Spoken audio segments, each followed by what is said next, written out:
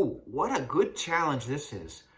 Prove this identity. Cotangent squared theta over 1 plus cosecant theta equals 1 minus sine theta over sine theta.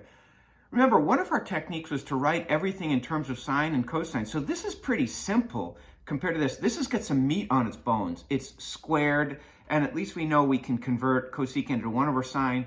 So this looks a little bit more complex to me. So it's close, but I'm going to say, let's start on the left-hand side. And not part of my proof, I have to make a little notes section over here. I do know that cotangent squared theta, notice they gave me angle theta, so I stay in theta, plus 1 is equal to cosecant squared theta. That implies that cotangent squared theta is equal to cosecant squared theta minus 1. If you have to write that to yourself, don't put it in the middle of the proof. Remember, your proof is this formal English paper. So I can make that substitution and say this is equal to cosecant squared theta minus 1 over 1. You know what? I'm going to change this around. On the bottom, I can say this is cosecant theta plus 1. Now, that's a difference of perfect squares. In the numerator, I can make this cosecant theta minus 1 times cosecant theta plus 1 over cosecant theta plus 1.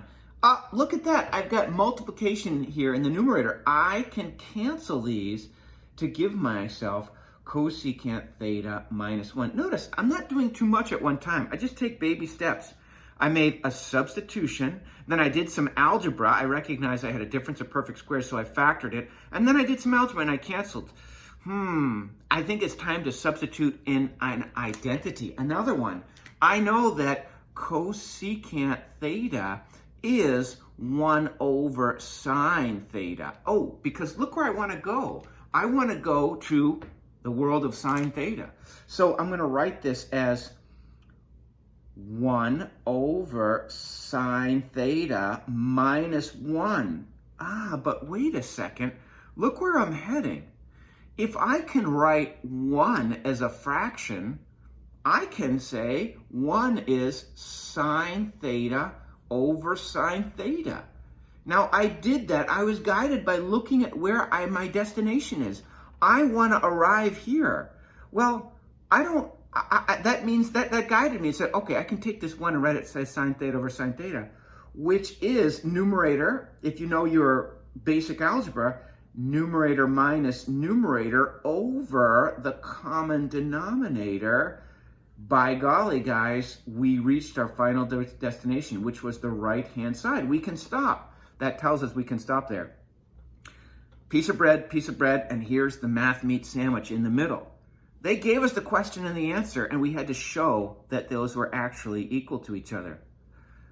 Trig substitution, factor, cancel, trig substitution, a little tricky work writing 1 as sine theta over sine theta, and then I did a combined a fraction with common denominators.